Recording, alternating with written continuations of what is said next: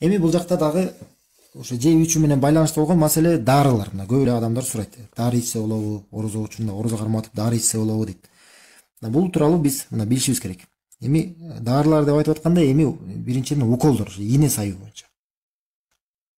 Ийнелер эки түргө бөлүнөт да. Ийнелер эки түргө. Биринчи эме коет, питательный укол деп коет, ошол азыктандыруучу уколдор. Мисалы глюкоза же ушундай сыяктуу, мисалы адамга энергия бере турган, адамга күч кубат бере турган, ошо тамактын ордуна боло турган ушундай уколдор, дарылар. Мындай ийнелер булар орозону бузат. Орозону бузат. Демек, орозону буза тургандан кийин, демек орозо кармап аткан адам күндүзү мындай кылбаганы жакшыраак. Бирок мындай питательный уколго эгерде адамдын мүмкүнчүлүгү болсо, кечке чейин калтырганга, күн батканга чейин калтырганга мүмкүнчүлүгү болгон болсо, ошондой кылганы жакшыраак. Бирок эгерде андай кылганга кечиктиргенге мүмкүнчүлүгү жок болсо, сөзсүз түрдө аны муктаждыгы болуп, аны колдоnuш керек болуп аткан болсо, анда эмне кылат? Аны ошондой питательный уколдорду ала берет дагы, анан кийин болсо ошол калтырган күнүн ордуна кайра орозосун кармап коет. Ошол күнү ооз ачылган болот да. Эми дагы экинчи уколдун түрү эмне? Бул азыктандырбаган укол. Непитательный уколдор, мисалы обезболивающий же ушундай сыяктуу башка ошо ооруну баса турган башка уколдун дагы түрлөрү. Же дары болобу кандай, эң башкысы питательный эмес. Мындай орозону бузбайт. Мындай ошо туура алымдардын ортосунда талаш бар, бирок туурасы бул орозону бузбайт. Бирок жакшыраагы, эгерде адамдын мүмкүнчүлүгү болгон болсо, негизи муну деле мындай ийнени деле кечкеге калтырганы жакшыраак болот. Эгерде муктаждыгы жок болсо. Бирок эгерде чында аябай муктаж болуп аткан болсо, анда муну адам мындай ийнени сайдыра берет дагы, анан оозу дагы ачылбайт, орозосу бузулбайт. Эми эмнеге айтып атабыз? Эми муну деген кечке чейин калтырганы жакшыраак деп. Анткени пайгамбар саллаллаху алейхи вассалам хадисте айткан: "Дама ярибука иля ма ла ярибук." Шек жараткан нерсени таштагың дагы, жана шек болбогон нерсеге умтулгунуң деген да. Эми бул жакта талаш болгондуктан, эми кичине шек бар да, бул орозону бузабы бузбайбы деген. Ошондуктан кечкеге калтырганга мүмкүнчүлүгү болгон болсо, ошондой кылганы жакшыраак болот. Эми дагы бул жакта мына дары менен байланыштуу маселе, адамга эгерде өзүнө кан куйдурган болсо, өзүнө бул орозону бузабы бузбайбы? Алдындан айткан сөздүн туурасы бул орозону бузат. Орозону бузат эгерде кан куйдурса өзүнө. Анткени кан менен тамактын ушундай энергия бир калдыктары кан менен жүрөт да. Ошол себептүү бул эгерде адам өзүнө кан куйдурган болсо, бул ошо өзүнө питательный укол куйдурган сыяктуу болот да. Ошондуктан бул орозону бузат. Эгерде өтө чоң муктаждыгы болбосо, кечке чейин калтырганга мүмкүнчүлүгү болсо, кечке калтырганы жакшы. Эгерде жок, муктаж болуп турган болсо, сөзсүз түрдө кан куйдуруш керек болуп аткан болсо, анда кан куйдура берет дагы, кийин анан ошол калтырган оозу ачылган күндүн карызын кайра толуктайт. Эми бул жакта дагы дары менен байланыштуу ректальные свечи деп коет. Ошо акрамакамулла, Аллах таала силердин даражаңарды көтөргөн болсун. Мисалы ошо көтөн чучукка жамбашка сала турган свечалар болот да, свечалар. Булар орозону бузабы бузбайбы? Бул жакта алымдардын ортосунда талаш бар, бирок туурасы Аллах жакшыраак билет, бирок туурасы бул орозону бузбайт. Орозону бузбайт. Бирок ошондой эле буга чейин айткандай эле, эгерде мүмкүнчүлүгү болсо кечкеге калтырганга, анда ошондой кылганы жакшы болот. Ошондой кылганы жакшы болот.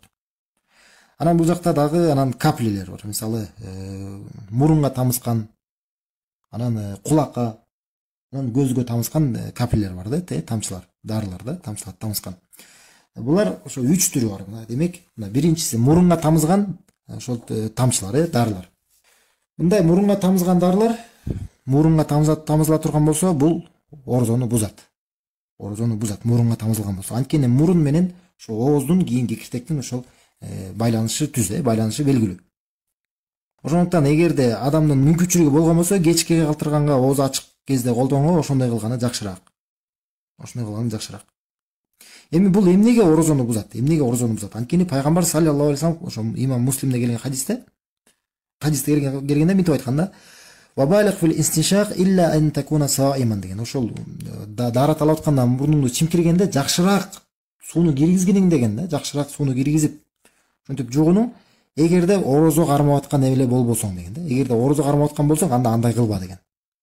Демек, бул хадистен түшүнөбүз. Демек, орозо кармап аткан болсо, дара талап атканда дагы ошо сууну терең, мурунга терең киргизген дагы тыюу салынат. Мындай дагы туура эмес. Анткени адамдын оозу ачылып калышы мүмкүн. Бул дары тамызган, андан беш бетер анда орозону бузат. А бирок биякта впрыскивающий средстволор болот, мисалы ошо тамчы эмес, тамызбайт. А бирок мындай аэрозоль сыяктуу да. Мындай нерселер орозону бузбайт. Мындай нерселер орозону бузбайт. Эми көзгө тамызган, жана кулакка тамызган дарылар болсо, булар орозону бузбайбы? Туурасы, алдындардын ортосунда талаш бар, туурасы, бирок Аллах жакшыраак билет. Булар нерселер ошо көзгө жана кулакка тамызган дарылар орозону бузбайт. Орозону бузбайт.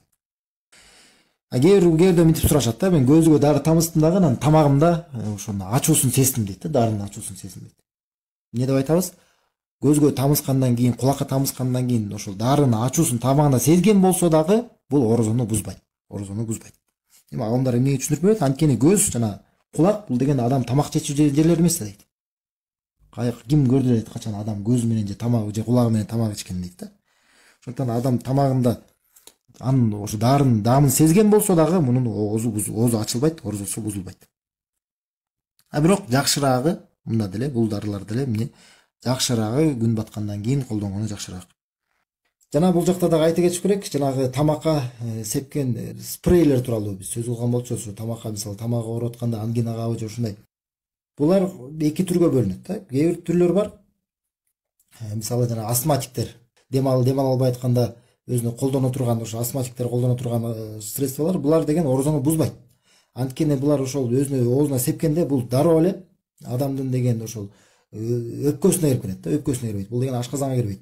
Ал эми жанагы ошол ангина болобу же башка бир оору менен эгерде тамакка сепкен дарылар болсо, ошондо бирок байкаш керек. Адам ары кирип кетпегидей, тамакка кирип кетпегидей өтө кылдаттык менен колдонсо орозосун бузбайт. А бирок эгерде кирип кете турган болсо, бир дары менен же бир башка бир май сыяктуу же бир нерсе кирип кете турган болсо, бул нерсе орозону бузат.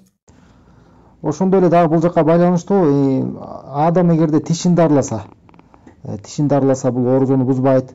Ошо обезболивающий жана наркоз тайдырса дагы тишке, бул дагы орозону бузбайт. Ошондой эле мисалы тиш жулдурса, тиш тактырса, ушунун баары тең эч кандай орозого таасир этпейт. Бирок сак болуш керек. Ошол кекиртектен ар жакка эч нерсе кирип кетпеш керек. Жана ошондой эле ооз чайкаса болот. Бул жөнүндө айтканбыз. Анан дагы бир эгерде жаракат алган болсо, жана кан кеткен болсо, мунун баары эч орозого таасир этпейт. Ошондой эле ошол жаракаттарын эгерде дарыласа, жанагындай бир нерсе йод коёбу же эмне ушундай сыяктуу бир нерсе, эч нерсе булардын эч нерсеси дагы бирөөсү дагы орозого эч кандай таасир этпейт, эчтеке орозону бузбайт. Ошондой эле жана аялдын дагы истихада деп коет, болезненный кровотечение деп коет, жанагы бул хайд дагы эмес, бул нифас дагы эмес, мындай жөн эле ооругандан болуп ошо кан кетет. Бул дагы эч кандай орозого таасир этпейт, бул дагы орозону бузбайт.